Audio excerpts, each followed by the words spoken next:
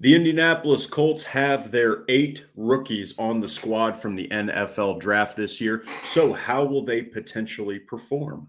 Which names might stand out the most? And what do you, the fans, predict will happen with each? Well, let's talk about it. Welcome to the Horseshoe Huddle Podcast, as always, presented by Indianapolis Colts on SI.com. My name is Drake Wally, deputy editor for the site and co-host of the show. And then, of course, I'm joined by Noah Jabber, analyst for the site and fellow co-host of the show. Noah, we're getting to the dog days, my friend, of the off season. So we're gonna do something interesting here. We're gonna talk about each one of these draft picks and kind of what we think, what we each think, because it's probably going to differ on some of these guys, what we think they're going to bring. We might throw out some statistical projections with some of these guys. We might just talk about situational projections. How much will they play? Where will they play? That sort of thing. But how are you doing, man? How was your weekend? And I'm excited to talk about some rookies here because these are some of these guys might be paving the way for the future of this franchise. Yeah, on our last show, we did that predictions of wins and losses, going over the schedule week by week, which is an exercise I'm never really excited about, but it ended up being a lot more fun than I thought it would be. Still excited to actually talk about football players doing football things and not hypotheticals of what could happen months from now with teams that honestly I don't pay a ton of attention to. So here we are talking about Colts rookies. I know the Colts roster. I know the Colts rookies. I feel comfortable talking about that and giving projections on what might happen in their rookie seasons. Beyond that, who's to say? But at least in this upcoming season, I think we've got a pretty clear indication of where the paths for playing time are and kind of what we should expect from these guys.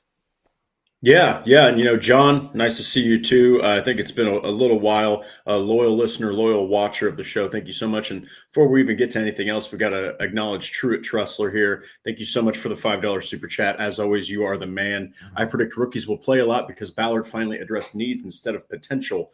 That's actually interesting that you mentioned that because he really did go into this offseason with an emphasis on what the team needed and to change what the previous squad looked like. You heard it in his press conferences. He was acknowledging, I screwed up. I think he said something to the degree of that, like, I screwed up. And he finally acknowledged that his way of doing things was simply not working. So for him to admit that and have the humility to do it, that's a big deal. So I think that's definitely a good comment right there. But yeah, this draft class was interesting because they were able to trade back, get an 8th player, and they really did. I mean, I'm looking here.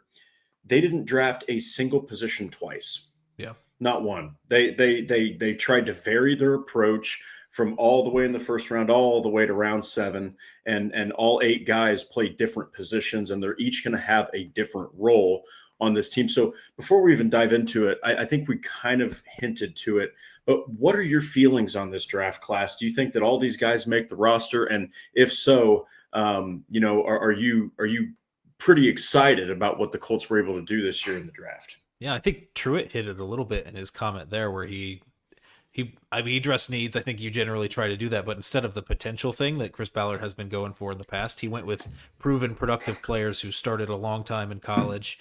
It was down to every last draft pick, somebody who's been productive for a long time, for more than a year, and it wasn't going off of that potential or that high athletic upside for a lot of these guys, which some of them still have, but it was clear what the emphasis was, and it was people who are team captain types, leaders who've been productive, have proven they can do it because they don't want to get into this season and start struggling at a certain position and then only have a project guy to turn to when it comes down to it. So they've got somebody they feel comfortable that they can throw into the lineup, which is really what's going to make this conversation interesting when we're talking about playing time and predicted playing time. Maybe in the past for the Colts, it's been this guy's going to play a lot, not because he's ready, but because he has to. I think we're in a different situation here with the Colts where this guy might play a lot because they brought him in here to be a guy that's able to play a lot. And I think that's true with a lot of these guys that we're going to talk about. Yeah, and it's refreshing. It's refreshing because, to kind of rehash it, for those of you that are out of the know, Chris Ballard, before this draft, and he might still be obsessed with these things. He might have just had to swallow his pride a little bit and realize it's not working. But he was obsessed with 2 things. Absolutely over the top about athleticism. Everyone references the RAS scores hilariously. I think the Colts drafted more athletic than every single team over the past 10 years. So that's something to consider. And then number two is he would go with raw potential. I mean, look at Anthony Richardson. Okay, like he didn't really care too much about how much have they played, have they produced in college. He cared far more about what could they become rather than what are they going to bring day one. Yeah. So we're going to do something interesting here. We're going to kind of snake our way down. I'll go ahead and start, and then we'll pass it to Noah, and then Noah will go, and then we'll do it that way. But we're going to go from round 7, the last pick, all the way to the front, because we wanted to kind of do that because we want to hit the end of the episode with the most prominent talents, and anybody who follows the Colts knows who that's going to be. So without further ado, we're going to go ahead and start with Wisconsin's own, which Chris Ballard, alma mater, Hunter Wohler. So we got him. I think that he's going to be more of a safety. But he is a hybrid type player. And in college, he had 229 total tackles, 3 interceptions. He had plenty of pass deflections. He actually had 150 of those 229 tackles were solo, and he had a hell of a year in 2023 where he had 6 for loss, 120 total, 74 by himself. So what are your thoughts on Hunter Wohler? I thought that this was an interesting pick because people were clamoring you didn't get a linebacker, but instead he drafts a guy who can really play both. I think he's got some potential. We'll have to see. But what are your thoughts on this pick? Just like in a synopsis. Yeah, I'm curious what it looks like. I think you're taking a guy who doesn't necessarily have a true position. Played safety at Wisconsin. The Colts chose to announce him as a linebacker in the draft when they called his name and turned his name card in with a linebacker designation. And then they gave him a number in the 30s, and they have him practicing with the DBs. All those pictures that we're seeing from Colts mini camp and the offseason program they've been doing so far, it looks like he's been doing drills with the safety group. You can't really learn much based off of what jersey number a rookie gets, but I think in the Colts case, they're pretty selective about which position groups get which number. So him coming away with a 30 number, and then seeing him work with the safeties and all those photos, and then that in the post-draft press conference, Chris Ballard compared him to Daniel Sorensen during his time with the Chiefs, who was a guy who played exclusively safety with the Chiefs, so outside of special teams. So I think it looks like more so he's going to be working as safety, which makes the conversation a little bit different. I think there was room for him either way. Like your depth is pretty thin in the linebacker room, and it's very thin in the safety room. So really, no matter which one he is able to do on the defensive side of the ball, you'd like to see him stick his nose in there and at least fight for one of those spots. But yeah, I think even more so safety, he has a chance to get some playing time on defense. Outside of that, I think it's going to be mostly special teams. Yeah, and just to kind of put a bow on it, I mean that's exactly what I think he's going to do. I think that you're going to see him start on special teams. Now, don't rule out him playing safety, because as we've hashed on this show plenty of times, there have been multiple players that have started for the Colts that were 7th rounders, like Zaire Franklin, like Will Fries, like Rodney Thomas. I mean, there's Jalen Jones. I mean, you can't look at a 7th rounder that's drafted by Indianapolis and just say throwaway player. They have tended to see the field, and some of those guys are pretty damn good. Yeah. So I will say, if he sees the field, it's probably because Julian Blackmon was able to find a deal elsewhere. Keep in mind, last season, the Colts said, okay, Julian, go test free agency. Let's see what you find. Maybe not in that context where they're like, okay, pal, go check something out and let's see if you find something. But people were shocked. And then he ended up re-signing with the Colts. Now, if he goes out there and he can't find a new deal, right, and the Colts are the only team that's still sitting there, perhaps Indianapolis brings him back on another 1-year deal. He's a rotational safety because right now it's Rodney Thomas, it's Daniel Scott. Thomas is just not a serviceable safety, and Daniel Scott hasn't played a snap, not even in the preseason. So there is a chance there that Hunter Wohler could find himself playing meaningful snaps. What do you think about that? Because behind Cam Bynum and Nick Cross, it's honestly right now, until proven otherwise, it's kind of a wasteland. Yeah, I expect there to be some sort of competition added there. Hopefully. Don't really think it'll be in the form of Julian Blackmon, but maybe a Julian Blackmon level player, some kind of veteran signing. In some case, because you're sitting there with Nick Cross and Cam Bynum, and then he's up for competition with Rodney Thomas, who's I think going to play a little bit different style of safety than he would. Rodney Thomas is more he's really struggles with tackling. You don't want him really in the box or anywhere near the football. You want him to play Yeah. center field and hope you don't have to rely on him to be the last line of defense. But he's going to be the guy back there. And then at strong safety, I think Daniel Scott can probably play either in a pinch if he had to. But I mean, that's if he gets on the field, which he hasn't. And then other than that, Hunter Wohler's just competing with two undrafted free agents at the safety spot, and those are the only guys left. So really, it's a very clear path to potential playing time as the roster stands at this point. I just don't expect it to look like this when we break training camp. And then at linebacker, I think there's a little bit more competition. You're waiting or trying to get playing time in to stick your head beyond Segun Alubi and Cameron McGrone, who they like. Joe Bocci, they just signed one of Lou Anarumo's disciples, who spent a few years with him in Cincinnati, is probably going to be a special teams player also, but they're on the defensive side of the ball. So not a lot to go around on defense, but you could sneak into the conversation there at safety, depending on what injuries happen and what outside additions happen. When it comes to special teams, though, there is 342 snaps that were vacated on the special teams by Grant Stewart leaving.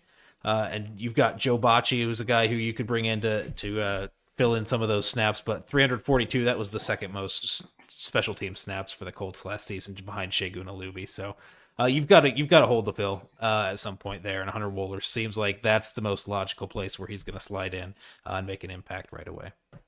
Yeah, and hey, at the end of the day, if you make your impact on special teams, the Colts absolutely adore guys who want to do that. Guys like EJ Speed, Zaire Franklin, like you mentioned, Grant Stewart, who saw meaningful snaps last season, and he made the most of them, especially against the Dolphins. So don't be surprised if Hunter Wohler starts out on special teams, but also if they don't somehow address with worthy depth behind, like the safety position behind Cross and Bynum, don't be shocked if he gets some playing time. So we'll have to see. But this next guy is going to be, I think, and we're assuming all these guys make the roster, by the way, everybody. So this next one here, I'm still a little bit up in the air about this pick. I feel like it should have been sooner. We're going to go with Alabama's Tim Smith. Now, Tim Smith is, we'll let Noah kind of start here, but Tim Smith is your quintessential run defender. He's not going to get you a lot of sacks. In his 5 years in Alabama, he had 6.5. But what he did have is 15 tackles for loss. And he had 124 total tackles, and he went 14, 24, 20, 31, 35. So basically every single season, all he did was get better. What are your thoughts on this pick? I believe it's the first Alabama player that Chris Ballard has ever selected. And hey, you know what? You've got your run defender along with Neville Gallimore, your pass rusher behind Grover Stewart and DeForest Buckner. Yeah, and you mentioned we're assuming these guys are making the roster. I think that could be a conversation for a guy like Tim Smith. Yeah. I mean, he's got the advantage of that position group being so thin, and the role that he was brought in to do is even thinner within that position group. So I think he has a pretty good shot of competing for some actual playing time, let alone making the roster. But yeah, you're talking about some of the subtractions that you've had on the defensive line. You brought in Neville Gallimore, yeah, but you also lost Taven Bryan and Raekwon Davis, which their performance be what it may, were both sitting around 350 snaps for you on defense. So that's 700 snaps out the door. You think Neville Gallimore will probably come in and take probably about half of those, so around 350, like one of those guys. So you're looking to fill those other snaps either with a combination of Adetomiwa Adebawore coming in and upping his snap count. He was just over 100 last year, so he was well beyond or well behind those guys that we thought their performance was bad. Well, Adetomiwa Adebawore wasn't beating those guys out for the starting role and getting for that rotational role and getting those snaps. So it's not like we can just easily go into the season projecting him to be worthy of those snaps now when he wasn't last season. So that's going to be in the conversation. I think he's a different type of player than Tim Smith also, where you don't want Adetomiwa Adebawore on the field on rundowns, and Tim Smith is a guy you only want on the field in rundowns. So they're kind of contrasting in that way. So yeah, I think it wouldn't be unreasonable to expect around that same level of snaps that Taven Bryan, Raekwon Davis gave you in 350 and kind of around that number next year for Tim Smith. Yeah, and hey, this is a big role. This is a huge role for the Colts because when you have two defensive tackles that play like DeForest Buckner and Grover Stewart that are relied on, like those two are, they need breaks. They need time out of the game, and in certain situations, maybe you don't need them out there. Maybe you're up by, 17, 20 points with like 4 minutes left in the fourth quarter, maybe you want to give them a break. Well, guess what? Now you have an opportunity to let the rookie kind of get his, take his lumps. So I guess I'll ask you this, Noah. Do you think that if there is because he had 35, I mean, he played mostly run snaps. Yeah. But he did play 13 games. He had 36 tackles. If you had to throw out a number, do you think like what kind of statistical like line do you think that he might produce in his rookie year, if of course he makes the roster? Because again, remember how much Taven Bryan Yeah. and Raekwon Davis played. Noah just laid it out there for you. They played enough where you're kind of expected to make an impact. Man, I was just trying to pull up Raekwon Davis here just for a reference point, and the statistics that Raekwon Davis put up were negligible. What was it? 4 total pressures, 8 total tackles in his time. So, and he played about the projected amount of snaps that we're expecting out of Tim Smith. So I know that was Raekwon Davis' job was just to take up space and let other people make tackles, but you still think he would have made a little bit more of an impact in the snaps that he had for the contract that he signed, one, and then just the role that he was coming in. And Tim Smith's really that guy now. You're behind Grover Stewart, who is your primary like run stopping defensive tackle, who's a 31-and-a-half-year-old who's had some injuries in the past. I mean, you're gonna have to rely on Tim Smith at some point in the season, whether it's due to injuries or just because of the natural degradation of people, the fatigue of people, and you're gonna have to rotate these guys in. Yeah, I mean, you hope that if he's playing around those 350 snaps that Raekwon Davis and Taven Bryan got, that he's making a little bit more of an impact. If he hits double digits in the pressures, I think that's something that we haven't seen from Tim Smith in college, at least. So you'd be really happy with that to see double digits pressures, not sacks for sure, just some kind of pressure on the quarterback in the double digits. And then I don't know about that tackle number. That's hard to say when his job is not to make the tackles. I just want to see him not be 5 yards off the ball like some of the defensive tackles we saw with the Colts last year. That's very fair. And the outside of DeForest Buckner, the Colts really haven't had pressure from the interior, because even Grover Stewart's he's not a sack artist. He's not a big pressure machine. That's something that Grover Stewart could improve on. There's not a lot that Stewart doesn't do well, but those two things are something he does kind of, he's very meh in those regards. So, I mean, we'll have to see. I think personally, he's going to get probably about like maybe 18, 20 tackles. He might have a couple for loss, but like Noah said, he's mostly there to eat up double teams, eat up blocks, and just open up lanes for blitzers and for other guys like Neville Gallimore, which would complement him perfectly if that rotation behind Stewart and Buckner works out. So this next one, I'm actually pretty proud the Colts did this, just because they needed a third man in the room, and that's Notre Dame's Riley Leonard. Now, Riley Leonard last season, he started his career obviously at Duke, really didn't do the damage that he probably wanted to. Of course, 2022 was pretty solid, but man, I mean, you talk about 38, which it still blows my mind that this guy did this. 38 all-purpose touchdowns, 21 through the air, 17 on the ground. He almost had 1,000 rushing yards as a quarterback, which is insane because he's not this uber athlete. He's more like Daniel Jones. But I liked this pick a lot. I think that it fits what the Colts needed in a Sam Ehlinger replacement. What were your thoughts on this pick? And if anything, he's at least going to help the defense prepare, and he's going to grind it out because he's a gamer. Yeah, I think fits that Sam Ehlinger mold really well.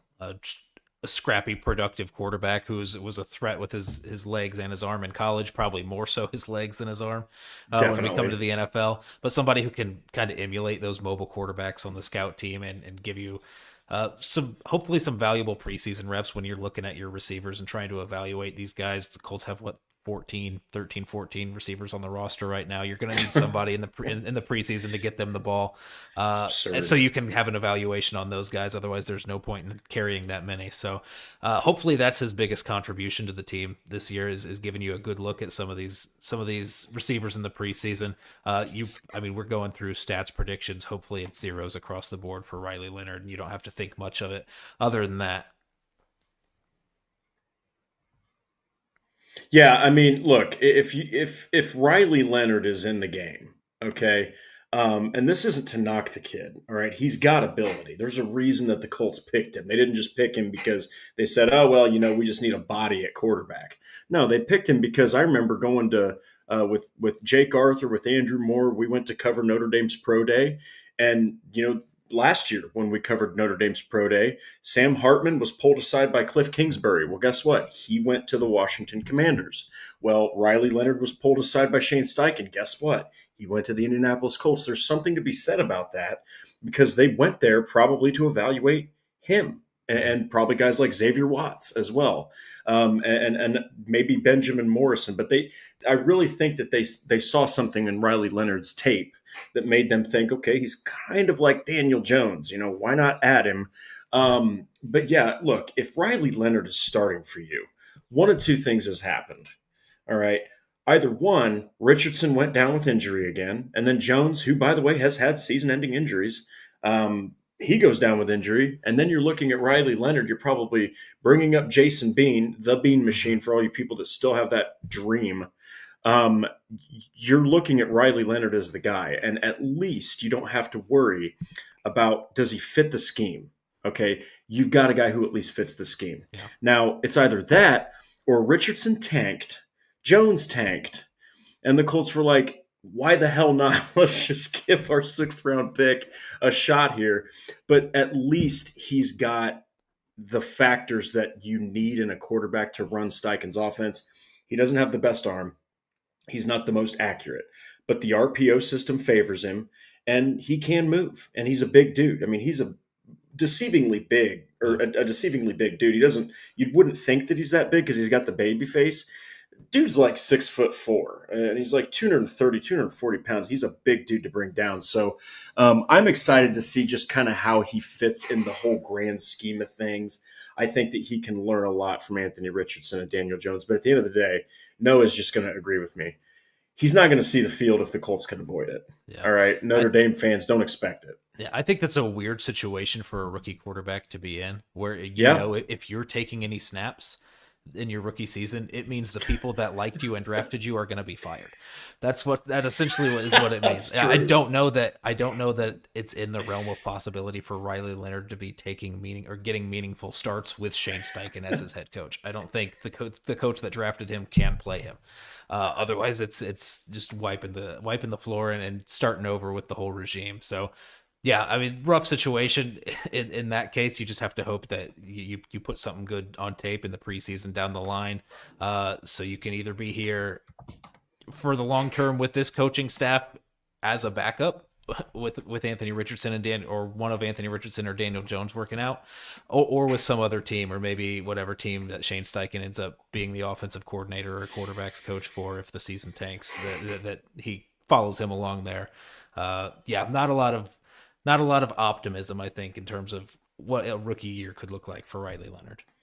Yeah, and one last thing, that's not to knock on him, okay? It's that he's a 6th round pick that some people projected wouldn't even get drafted, and some people projected he'd be a 7th rounder. Honestly, when he was picked in the 6th round, I was kind of like, that's higher than I thought he'd get drafted. So that could be any quarterback, right, in this situation. It doesn't have literally nothing to do with Riley Leonard, because if he's getting playing time, then it means that the quarterback they handpicked at 4th overall 2 years ago didn't work out, and the one that they took a Hail Mary on as a reclamation project as a veteran to be that backup plan also didn't work out. If both of those things don't work out, then your job's not safe. It doesn't matter who you are. Yeah, that's actually a really good point. If Riley Leonard is starting people, you can pretty much expect Shane Steichen and Chris Ballard to be out the door as soon as that 17th game is over. So this next one, super duper excited for this guy. I'm really pumped that they were able to secure him so damn late in the draft. Definitely a 3rd or 4th round talent. And that is running back out of Kansas State, DJ Giddens. Now, they obviously picked up Khalil Herbert. All right. Trey Sermon goes off to take his cement shoes to Pittsburgh to do whatever he does at running back. And now you've got Tyler Goodson, who is pretty much the guy who's looking outside in. But when they picked DJ Giddens, this is a guy who has home run ability. He's got elusiveness. He's got speed. And he's honestly a pretty physical runner. I mean, if you watch his tape, he does not shy away from any contact at Kansas State. Mhm. What were your thoughts on this pick? Again, Indianapolis had to give John. I don't have the numbers in front of me, but I do know in the final 5 games of the season, Taylor averaged about 28 carries a game. I don't know if there is another running back in the NFL last season. Yeah. And in any 5 game stretch, I'm talking Derrick Henry, I'm talking Saquon, I'm talking anybody that took on that kind of workload. What are your thoughts on this pick? Because honestly, along with the Herbert edition, I thought this was much needed because you just can't run Taylor into the ground. He already had enough at Wisconsin. Yeah. He's had enough at this point in his NFL career. Yeah. You knew that a running back was going to happen at some point in the draft. I don't think Giddens was a super popular name going around. There were some other names floating around that might have been better fits in some fans' eyes for the Colts, but the Colts, I think, felt pretty comfortable with the depth of the class and waited all the way until round 5 and still got a guy who's going to come out and compete right away for that running back 2 job with Khalil Herbert, who you signed. So, I mean, yeah, there was, even before he was on the roster, it was very clear that they were going to bring in a rookie quarter or a rookie running back at some point, and they were going to get a chance to get some playing time. So I think that's a really good situation for DJ Giddens to come into, especially when you're behind. I mean, Jonathan Taylor's a workhorse guy, but you're coming into a situation where you've got a guy at running back that the staff is probably actively trying to limit the snaps of. So Yeah. even more snaps are on the table than there were for Tyler Goodson and Trey Sermon last year, which wasn't a ton. I mean, every pass blocking snap, I guess, if you're excited to get on the field for that, then we'll see if that's Khalil Herbert or DJ Giddens' job with Trey Sermon gone. But I think between the two, Tyler Goodson and Trey Sermon, it was around 80 carries. Goodson did a lot more with those carries than Sermon did. I think Sermon averaged less than 3 yards per carry, and Goodson actually had some bursts while he was running the ball, but still not nothing to make you not draft DJ Giddens and not sign Khalil Herbert, right? You weren't ready for him to be your runs undisputed RB2. So you bring in DJ Giddens, you bring in Khalil Herbert.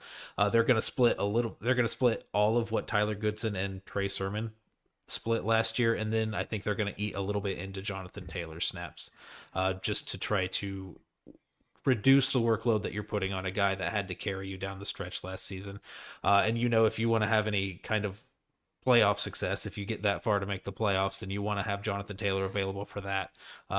You just don't want to run him into the ground, and now you've got 2 guys who can actually give you something in the running game that you weren't getting last year. Yeah, and look, I know that Jonathan Taylor is the go-to guy, and he's one of the most destructive runners. I mean, he can at any given time, he can ruin your entire game plan. But something that I've got to, let me see if I can pull this up. Maybe I can. Yeah, here we go. Okay. So I've got to do this. These last 5 games, all right, this is what Noah is alluding to. Let's see, we got 1, 2, 3, 4, 5. All right. The man had, get ready for this, 142 carries. That's 28.4 a game. Of course, he showed his pass catching ability with a whopping 5 catches. But he had 723 rushing yards. That's almost 150 a game. That just shows you he had nothing back there with him. He had no complement. He had nothing happening. So that can't happen again. You cannot, and it increased. It went 22, last 4 games, 22, 29, 32, and 34 in a meaningless game against the Jags led by Mac Jones.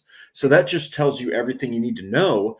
But DJ Giddens, I mean, that 2024 season was magical. He averaged 6.6 yards per carry. He had 111.9 rushing yards a game.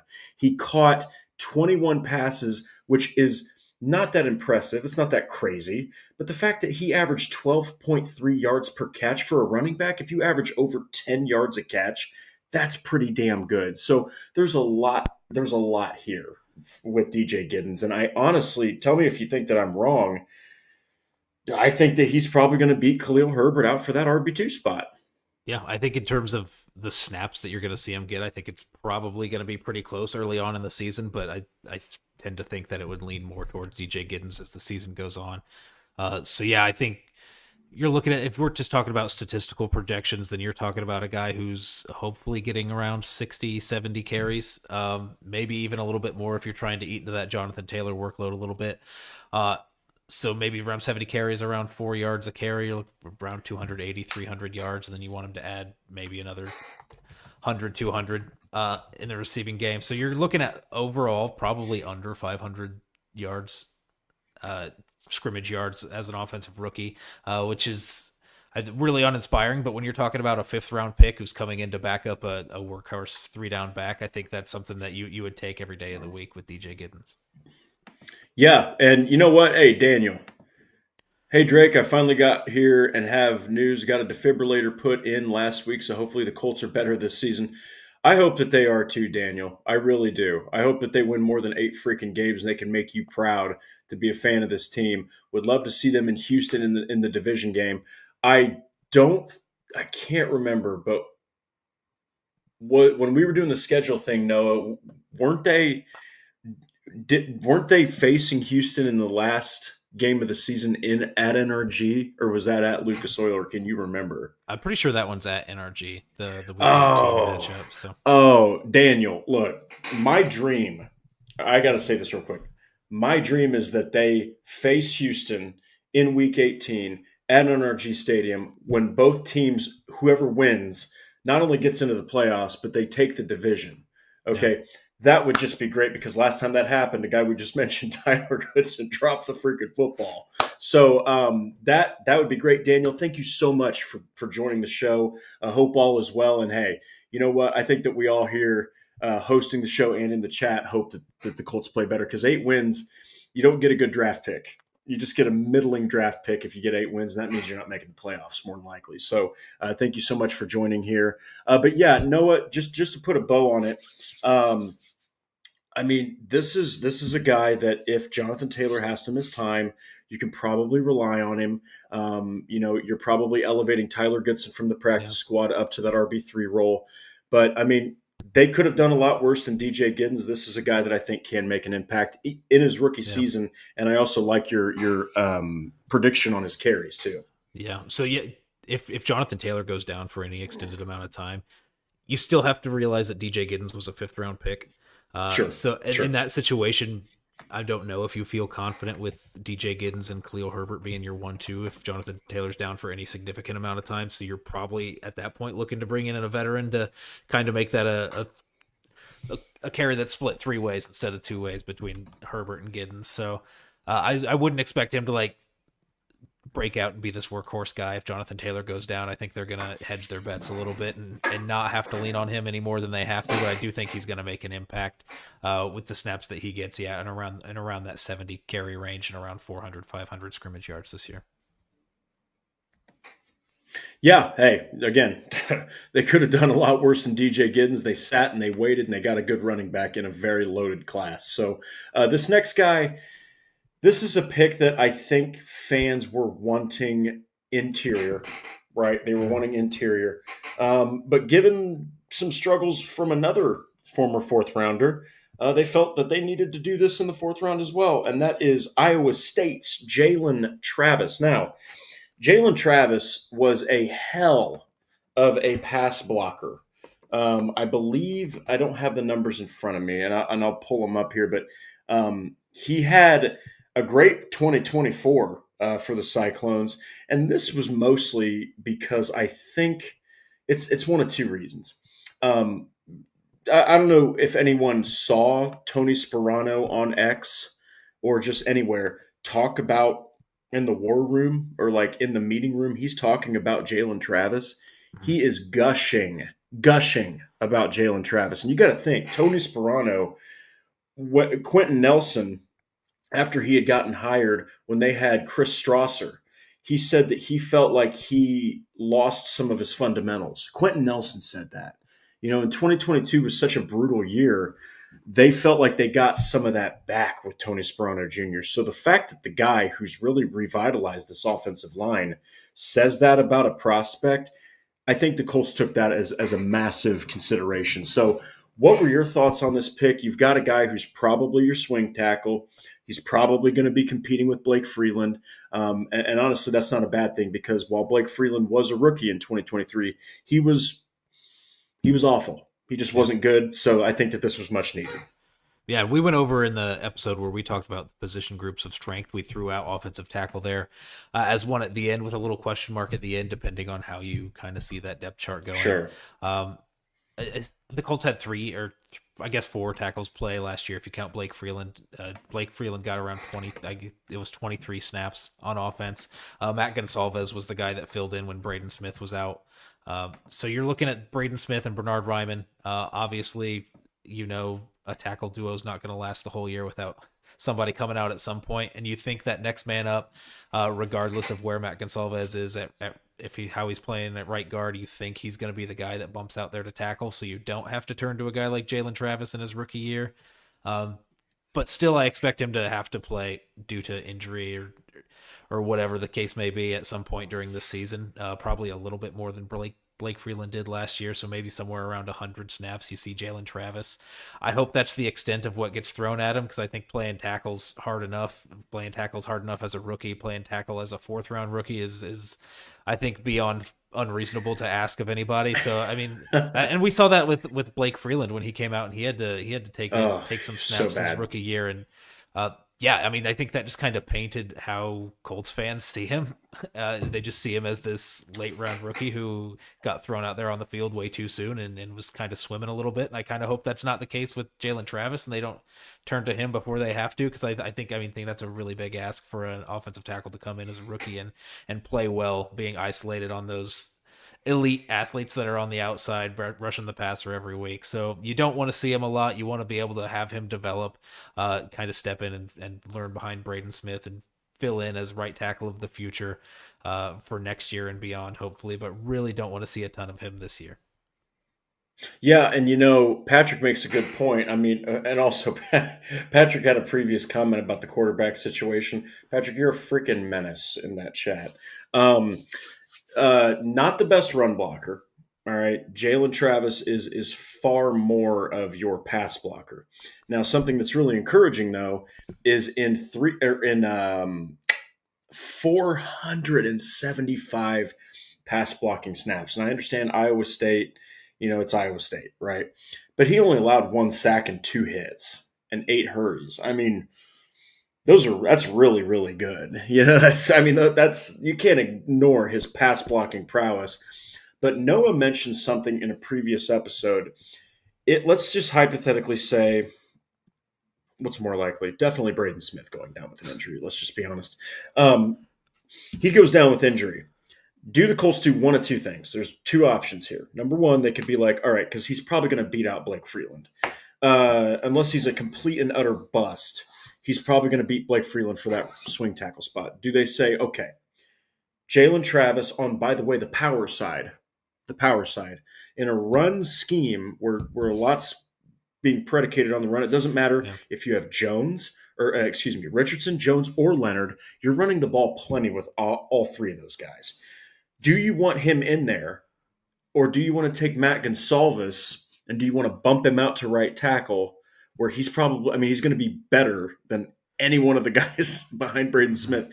And then do you want to take maybe Dalton Tucker or Danny Pinter or somebody and just slot them on the inside? That's going to be a huge decision because honestly, you can never guarantee anything.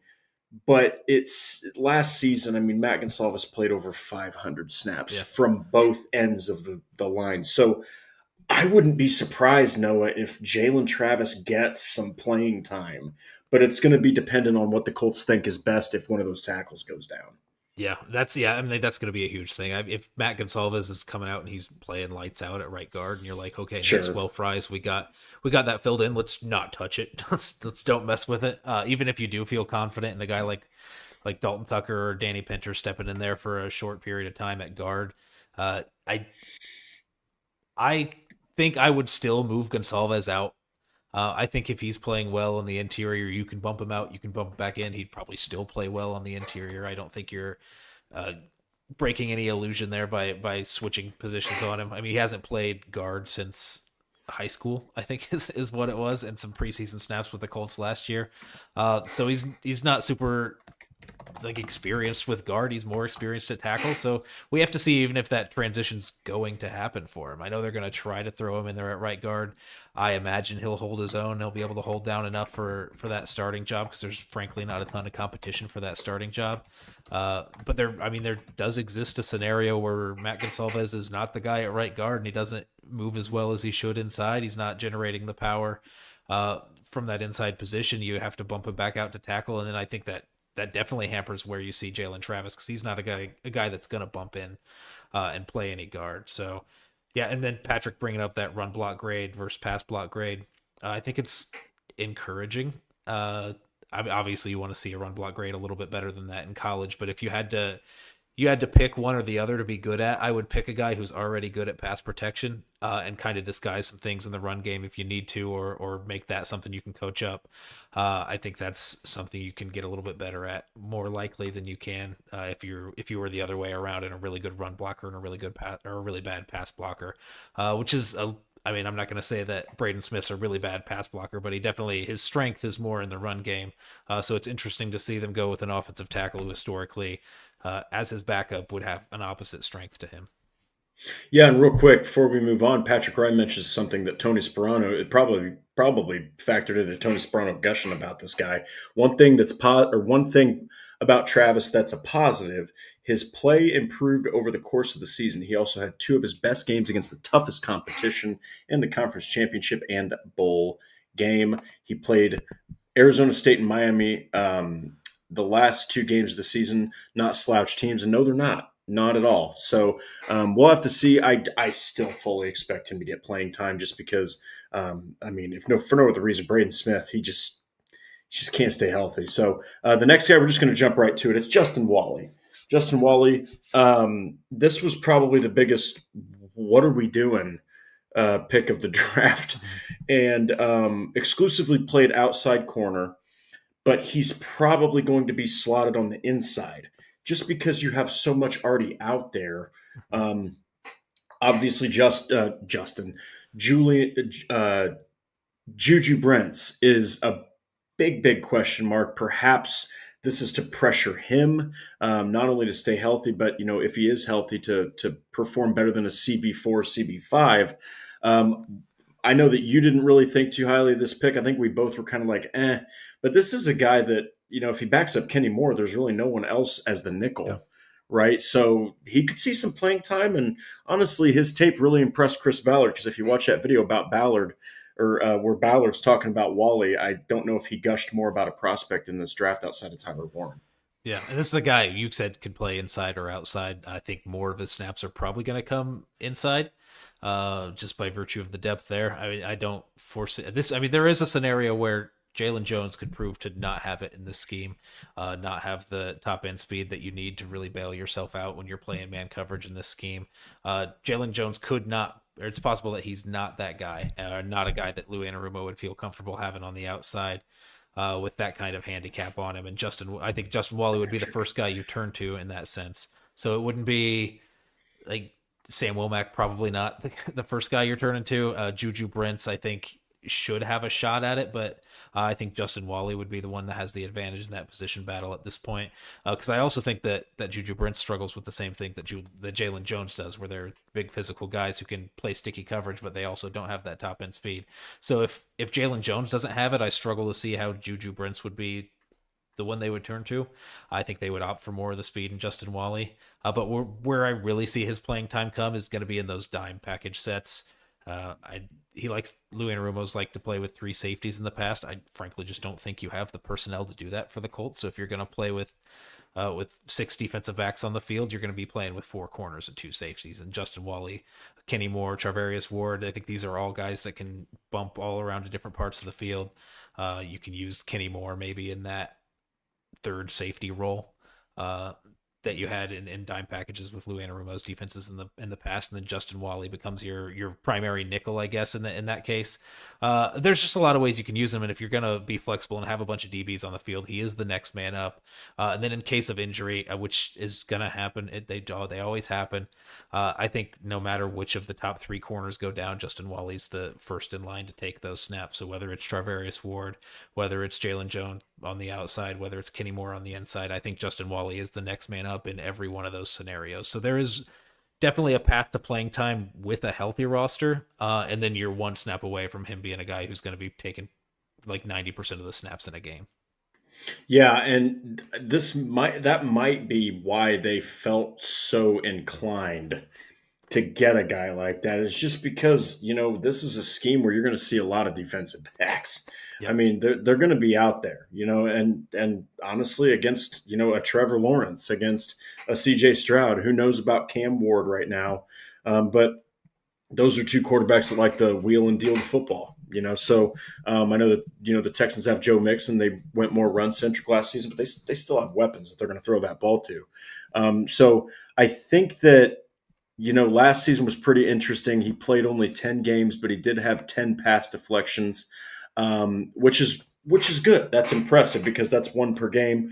But I still look back, and I have to say this. I still look back on this pick, and I just think that you could have gone defensive interior. You could have gone offensive interior. You could have gone, with a higher pick than Jalen Travis. But clearly the Colts saw something in Justin Wally, so we'll have to see. Just because of the irony, I'm probably going to buy his jersey. Just because we have the same last. Take the E out. Yeah, I'll have it custom made and I'll still say this is Justin Wally's jersey, and I'll absolutely confuse the crap out of everybody at LOS. So, but yeah, these last two picks, man, they're the top two picks. They're the most prolific picks. This first one, before we kind of wrap up here, this was one that I don't know if a lot of Colts fans thought they would pick this guy, but JT Tuimoloau. This is a guy that I know Noah, I think when we were grading, he wasn't the highest on, but this is also a guy that adds more to the defensive edge. Mm-hmm. Now you have, and I know that there's articles out there saying, Samson Ebukam is a cut candidate. You save, 7.5 mil by cutting this guy. That's just not happening. I think that they're going to keep him. And now you've got yourself a nice little rotation of Ebukam, Latu, Quiddy go ahead and throw Tyquan Lewis in there, and now JT Tuimoloau. What are your thoughts on Ohio State's Tuimoloau? I mean, he had one hell of a season last year when they went and won the national championship. And I mean, the Colts really think this guy's special. I mean, you ought to see his draft video. They are all over him. They're saying, we really think that you're going to be something special in this defense. Yeah. And this is, I think, a departure from what they've done in the past to edge. I know Latu was a little bit more, I think he kind of started that trend a little bit, and this was kind of them doubling down on that okay, we want productive, more polished players, more so than we want these athletic traits guys, these Kamoko Toure, Ben Banogu types that they've gone for in the past. And so they're going with people who've proven consistency at the position, which I think is I mean, if you keep whiffing, swinging a different ball, I think that's what they're going for here, and it just continues that theme of productive players in college who will be ready to step in if they need to step in right away. And the ironic part about that is I don't know that they need somebody to step in right away here at edge. I think this is one of the more crowded position groups. And even though he's a second-round pick, I think his pathway to significant playing time is a lot more blocked than a guy like Justin Wally in the third round, where he's one snap away from being a full-time starter. I think even if you have somebody go down in the edge group, then you're still sitting at a healthy rotation with Tuimoloau, and you're going to have him get his snaps, but he's not going to be a guy that you're relying on like you would with Justin Wally. So you've got around 750 snaps that left in Dayo Adengbo, that you're expecting maybe a little bit of an uptick in snaps for Latu. And then you've got a whole Samson Ebukam coming back, and you don't know how many snaps he's going to be willing to take on or how many they're going to be willing to let him take on. In 2023, he played a ton.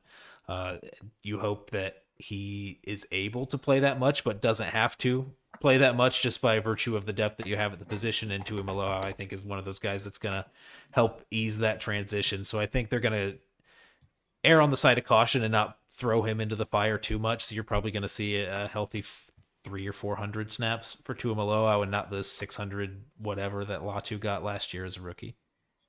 Yeah, and I mean, just to rehash it, he had 12 and a half sacks last year, 22 tackles for loss. I mean, he had 2 forced fumbles. He had 61 tackles, 35 on his own.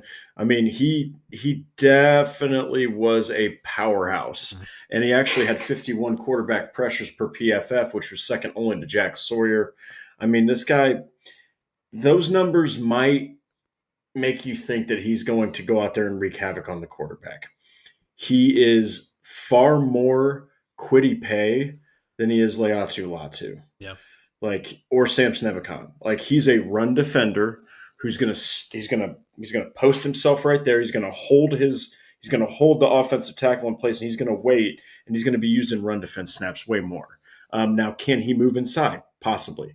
Does he have an ability to get 10 sacks at some point in his career? Sure. I mean, Kwity Paye's had 8 and then 8.5. So, it's possible, but like Noah said, don't expect him to go out there and start. And I know that one time in one of our episodes, someone was like, I can't wait to see Latu and JT Tuimoloau, pinch quarterbacks and all this and that. It's probably not going to be your two guys. Your starters are probably going to be Latu and Paye with a nice blend of Ebukam and Tuimoloau, but probably more Ebukam than Tuimoloau. But hey, at the end of the day, you can never have enough pass rushers. I know that's Ballard's thing, but it's also true because you want to keep rotating in and keep those guys fresh.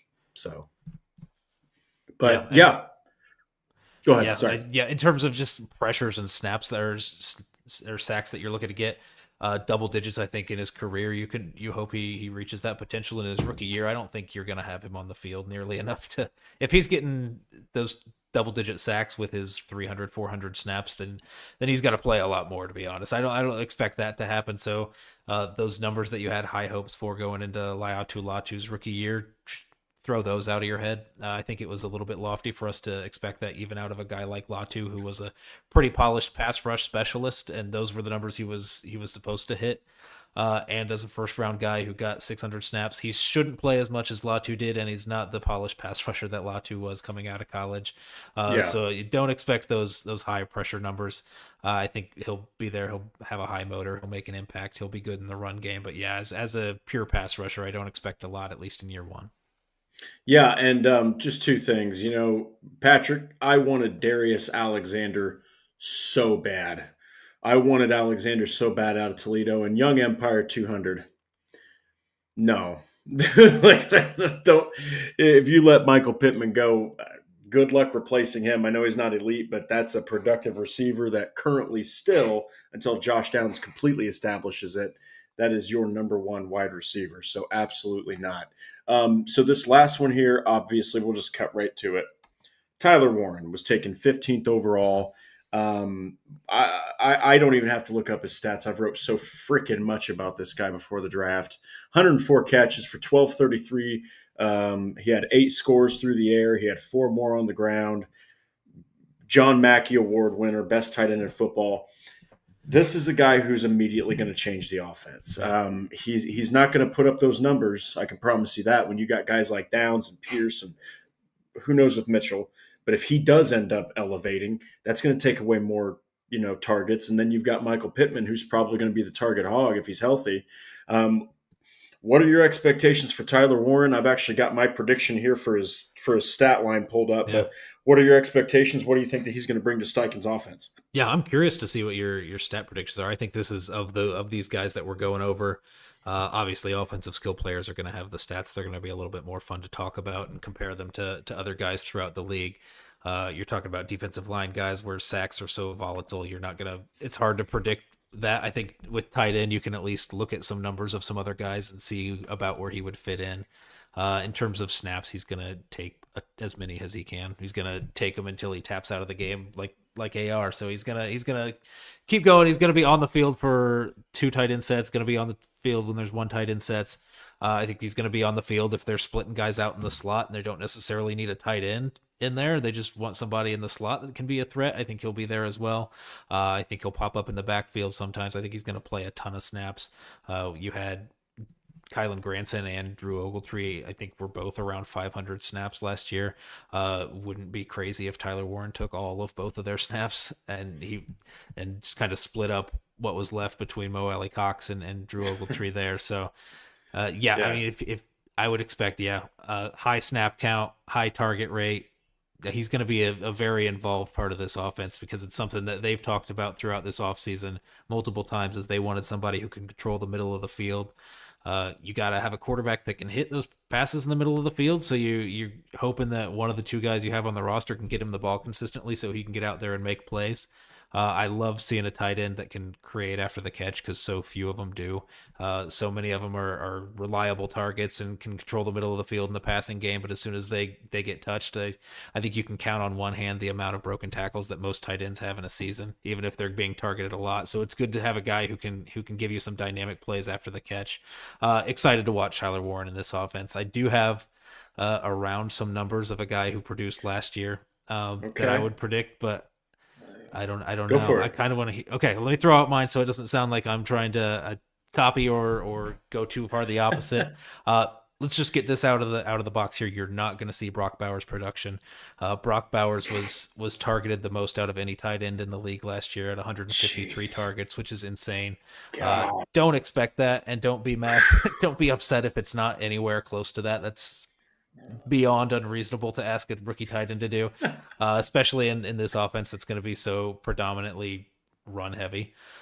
So I would say if you're looking for a guy in terms of production that you kind of want to aim for, and this would be a really good rookie year, mind you, is someone like Sam Laporta last year, who had 60 receptions, 726 yards, 7 touchdowns. Might be a little high. I think that's a ton of touchdowns that Laporta got there. So I'll go with around that. I'll go around 60 catches for 750 yards and 4 touchdowns for Tyler Warren.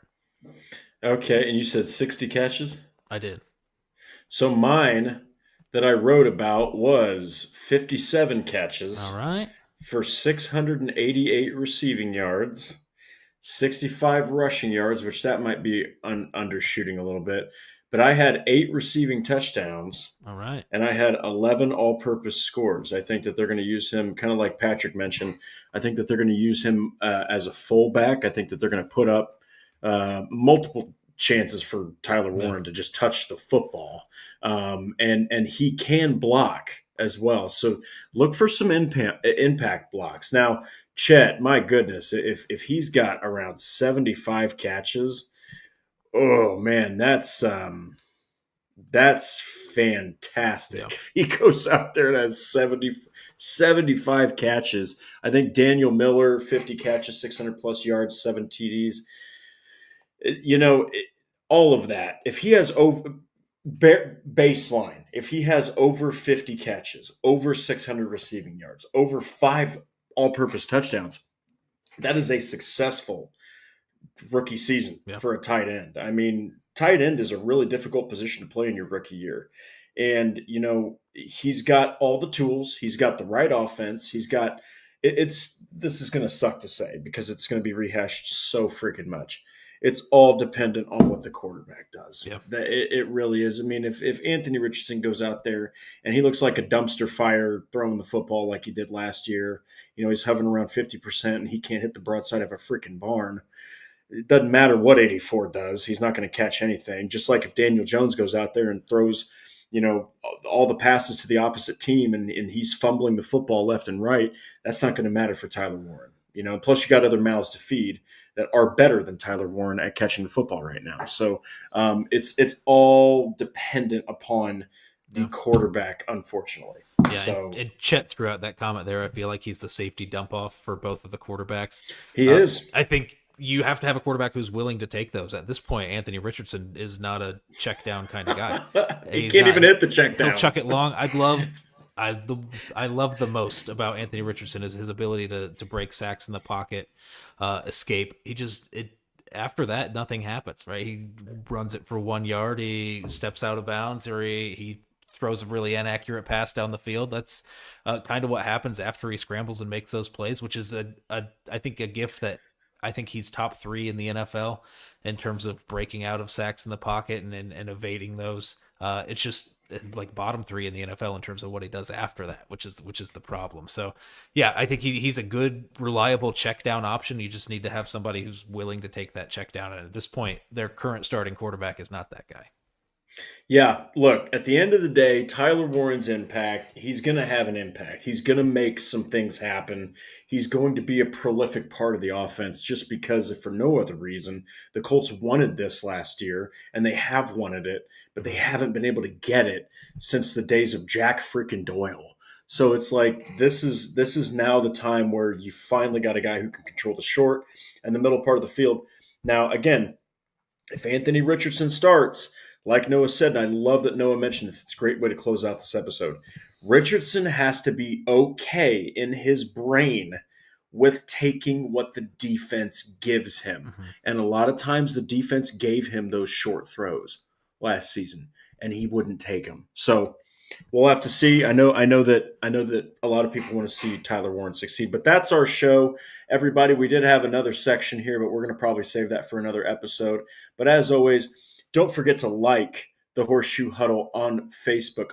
Follow Indianapolis Colts on SI.com. And on X, we are at Colts_SI. Subscribe to the Horseshoe Huddle on YouTube and click that bell to turn on the notice. And if you want to listen to the Horseshoe Huddle podcast, well, guess what? Subscribe to us everywhere. We are on Apple. We are on Spotify, Google Play, wherever else you listen to podcasts, and so much more. We hope you have a happy Monday. Join us again on Thursday. We're going to be talking more Colts football with all of you. And until then, have yourself a great week. Take care, and we'll be seeing you all very soon.